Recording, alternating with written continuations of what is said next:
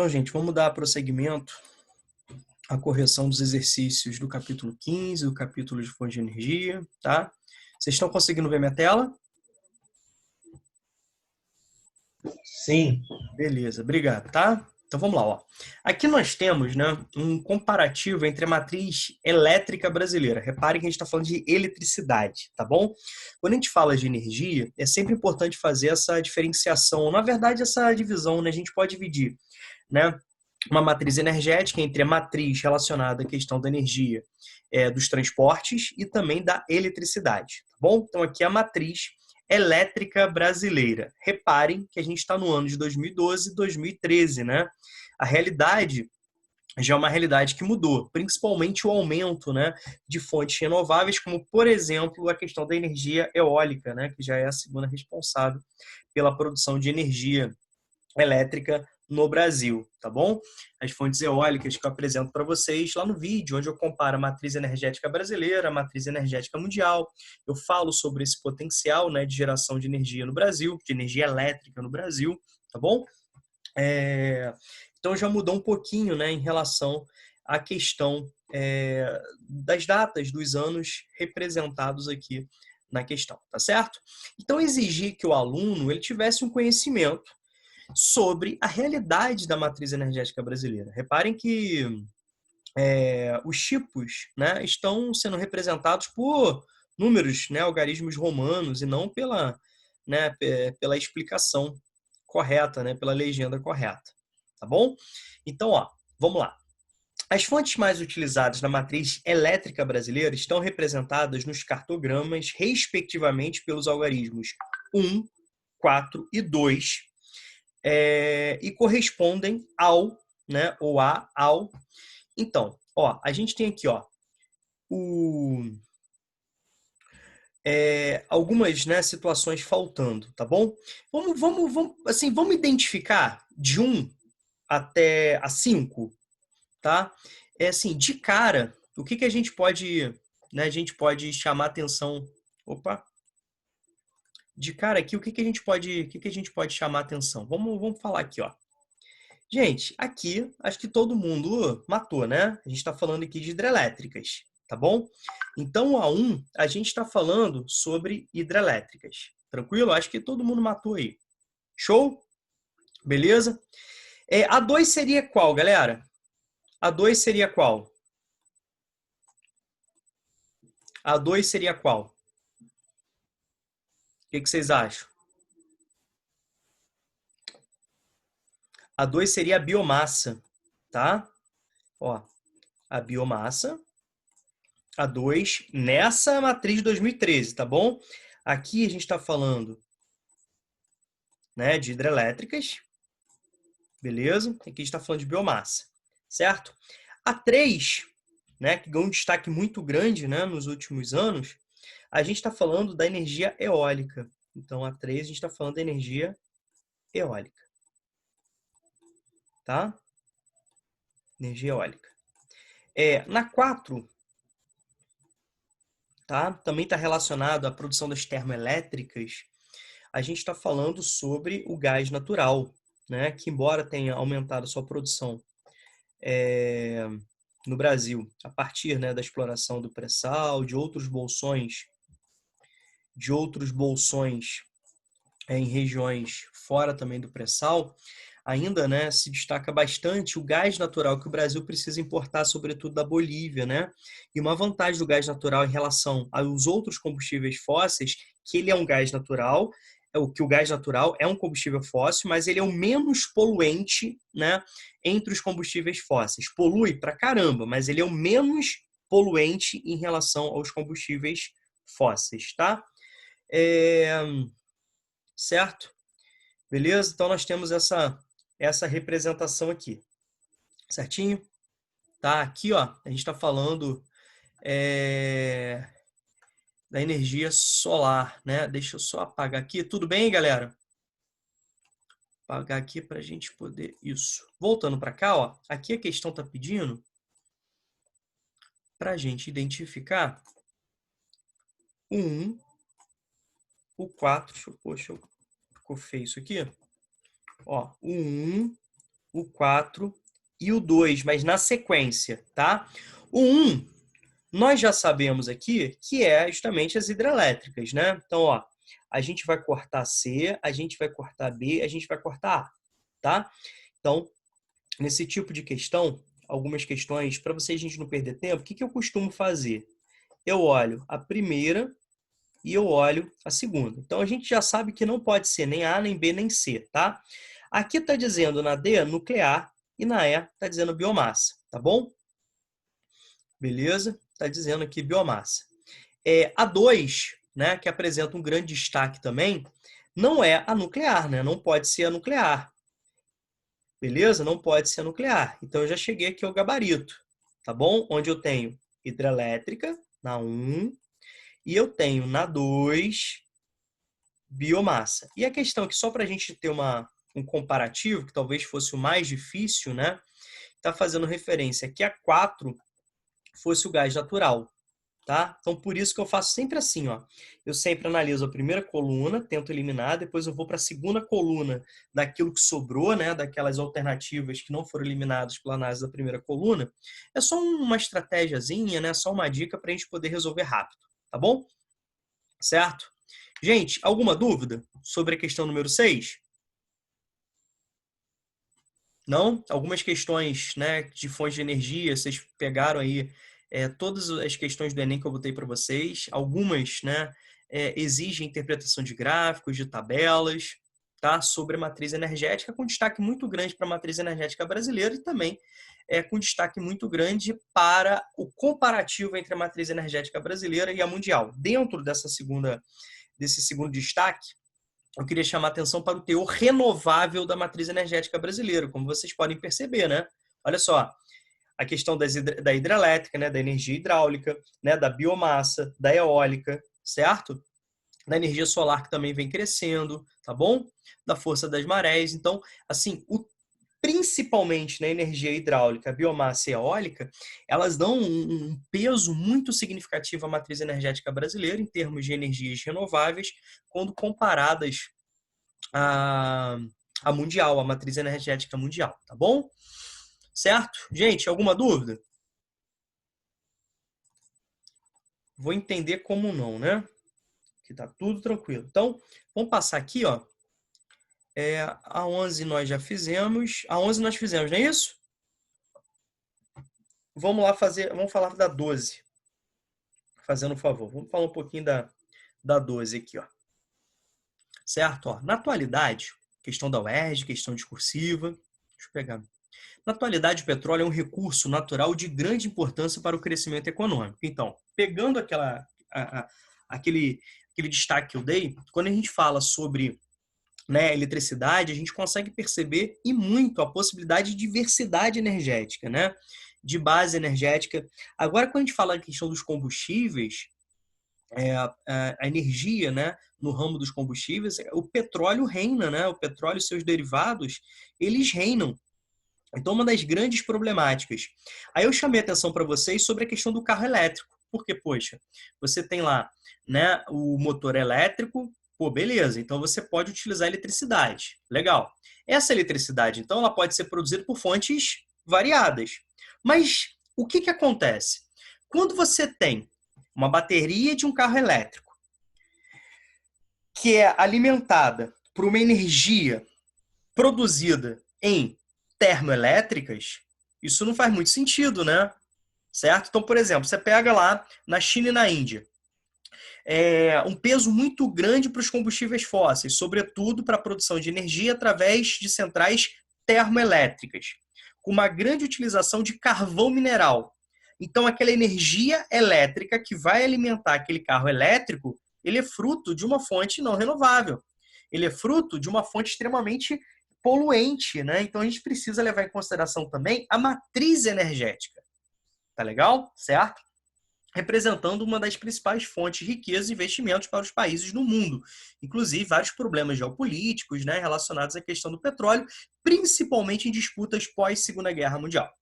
No mapa abaixo, registram-se, né, os desiguais fluxos comerciais de produção e consumo. Quando a gente fala de produção, eu quero que você pense numa lógica geológica, né? Ou seja, o petróleo ele é pessimamente distribuído no cenário internacional. Nós temos um petróleo extremamente concentrado em determinadas áreas, né? O país de maior concentração de reservas de petróleo no mundo hoje é a Venezuela. Aí você consegue também levar em consideração os interesses, né, dos Estados Unidos por trás disso. Por que é importante, né, você derrubar dentro de uma lógica geopolítica, dentro de uma organização, né, de poder político, econômico e militar? Por que é importante você derrubar governos não aliados e garantir governos aliados? A mesma coisa no Oriente Médio, né? Por que é importante você derrubar governos não aliados e garantir governos aliados?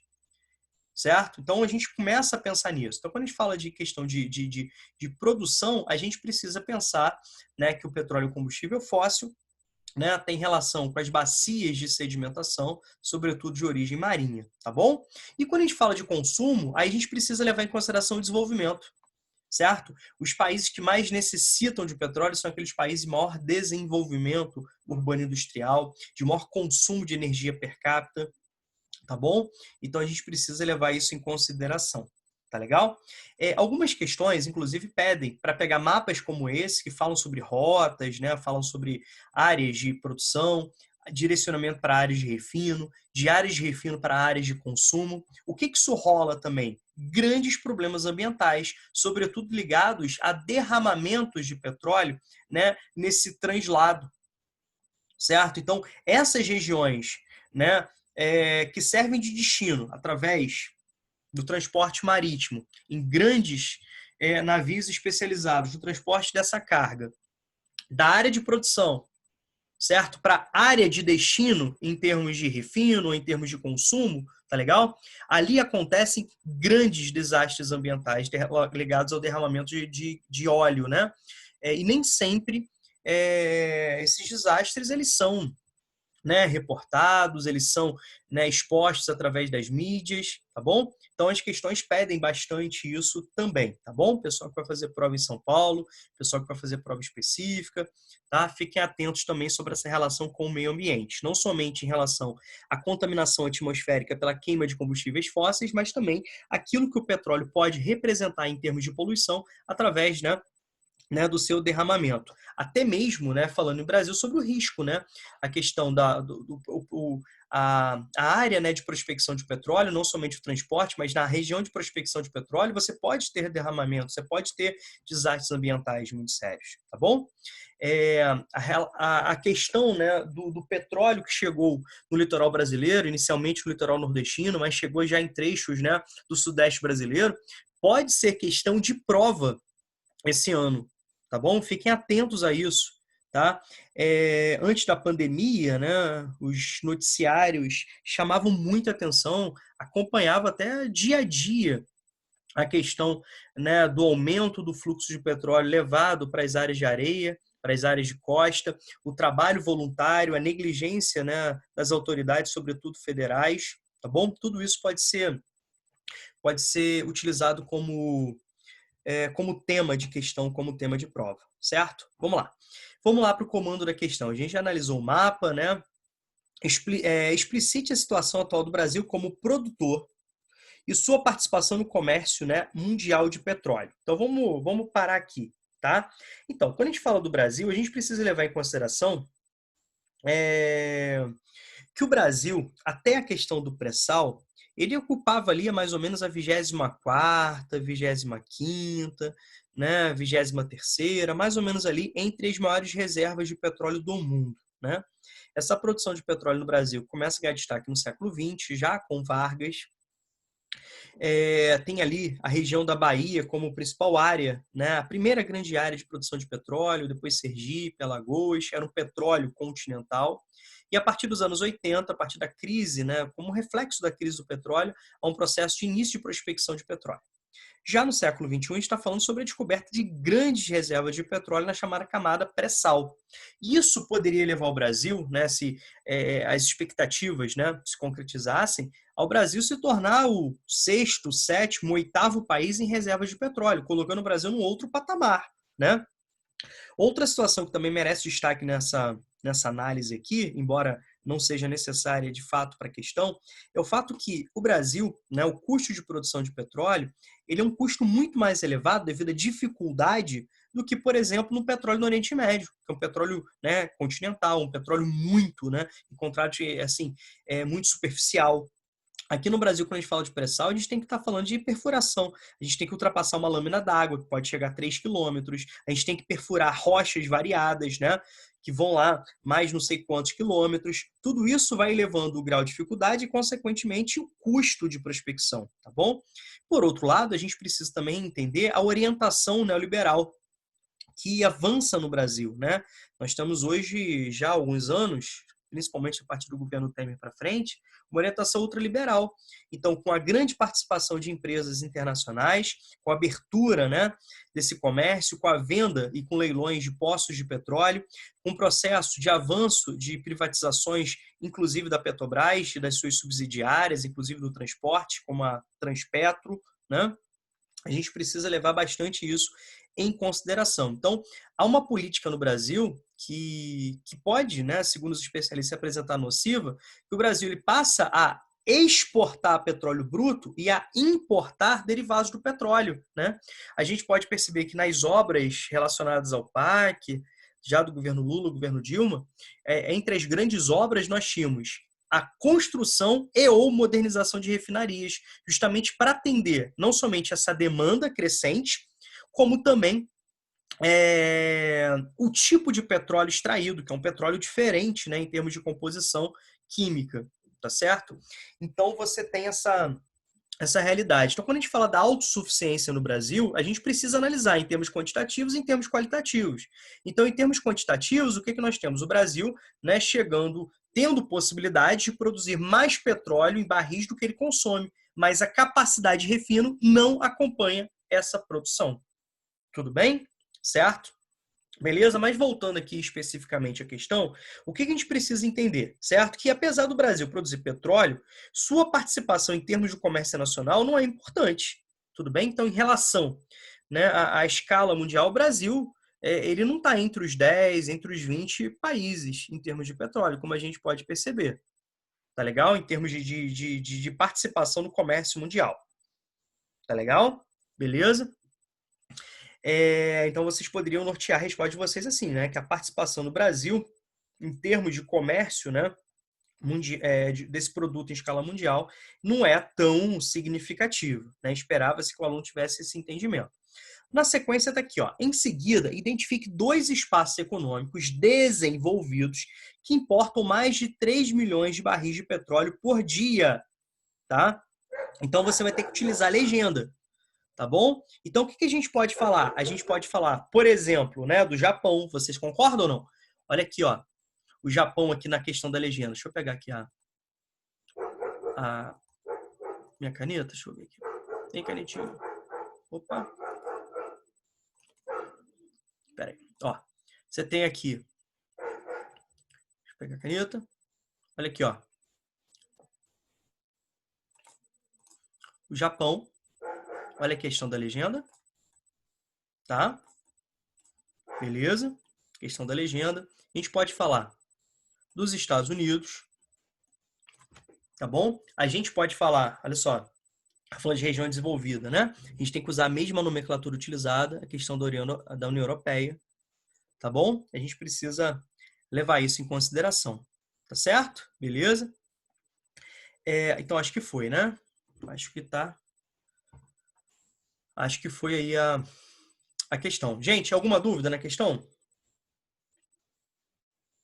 Não? Não? Tudo tranquilo? Então, beleza. Vamos lá. Vamos passar para a próxima questão, questão de número 13, questão também da UERJ, tá? Então, nós temos aqui, ó, a velocidade média dos ventos, né, brasileiros. A questão da energia eólica, ela encontra também no Brasil uma grande possibilidade, tá certo? Cresce bastante, né, a questão potencial eólico no Brasil. Assim, quem já está estudando, né, para provas de medicina, sobretudo aqui no Rio de Janeiro, em medicinas particulares, é uma questão típica, né, de ser cobrada uma questão das principais bancas, né, que se destacam na organização dessas provas, tá bom? Então, nós temos o mapa. Então, a gente está falando que o potencial é diferenciado. Lembre-se, quando a gente fala dos ventos, a gente tem que levar em consideração a movimentação, a dinâmica, né, da atmosfera. Então, o que é o vento? O vento nada mais é do que a tentativa da atmosfera de equilibrar centros de pressão. Nós temos áreas de maior concentração de gás, áreas de menor concentração de gás, tá? As áreas de baixa pressão, são chamadas áreas ciclonais, são aquelas áreas que atraem vento, tudo bem? Elas são áreas receptoras. E nós temos as áreas de alta pressão, que são as áreas doadoras de vento, tá certo? Então, lembre-se que a atmosfera são as chamadas áreas anticiclonais. Então, a atmosfera, ela visa sempre o equilíbrio, tá legal? Certo? Então, a gente pode perceber, ter esse entendimento sobre as diferenças, né, do potencial eólico no Brasil. Então, com grande destaque para o litoral, tá? Sobretudo o litoral nordestino, como vocês podem perceber, beleza? Certo? Porções também, né, do norte do Brasil, e também a região mais interiorana do Nordeste. Lembrem-se, né, das sub-regiões nordestinas, a zona da mata, o agreste, o sertão e o meio norte, né, onde nós temos a mata dos cocais. Repare o potencial do sertão nordestino, certo? Do potencial eólico, né? É uma área de, né, é uma área, assim, um dos fatores que explicam, né, a questão climática do Nordeste, o clima semiárido, além das barreiras naturais do Planalto da Borborema, né, que dificultam as massas de ar úmidas provenientes do Atlântico avançarem para o território, certo? Nós também temos uma área que é dispersora de vento, né? É uma área que vai expurgar os ventos, inclusive algumas parcelas de ventos úmidos, que poderiam chegar provenientes da região amazônica, né? Da massa equatorial continental. Tudo bem? Então, assim, são os dois fatores que explicam a lógica da semiaridez no Nordeste, tá? Em cima disso, o que a gente pode falar também? Que o sertão nordestino tem um grande potencial solar, porque além de ser uma região de baixa latitude, você também tem pouca presença de nuvens, certo? Nós também temos pouca presença de nuvens.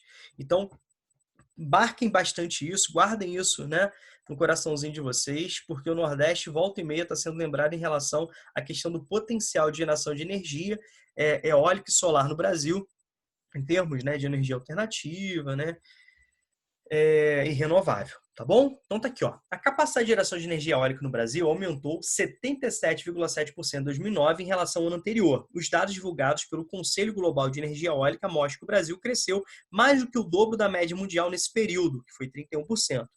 O crescimento brasileiro foi maior, por exemplo, que os Estados Unidos, 39%, a Índia, 13% e a Europa, 16%, mas menor do que a China, cuja capacidade de geração ampliou-se em 107%. De acordo com a Associação Brasileira de Energia Eólica, a capacidade instalada nesse tipo de energia no Brasil deve crescer ainda mais. Um leilão realizado em 2009 comercializou 1.805.000 kWh que devem ser entregues, megawatts, né? Megawatts que devem ser entregues em 2012. Hoje a energia eólica já se apresenta como a segunda, tá?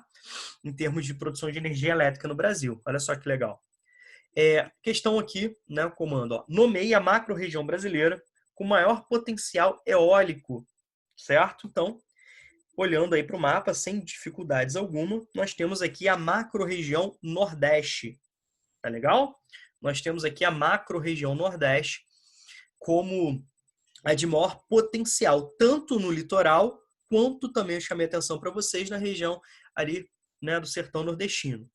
Tá legal? E na sequência está pedindo, apresente duas vantagens ambientais, né, das usinas eólicas, né? A gente pode falar que a produção de energia, né, em si, ela não emite gases poluentes, tá legal? Então, consequentemente, não potencializa o agravamento do efeito estufa e, consequentemente, né, minimizando outras problemáticas relacionadas ao aumento das médias térmicas do planeta, tá bom?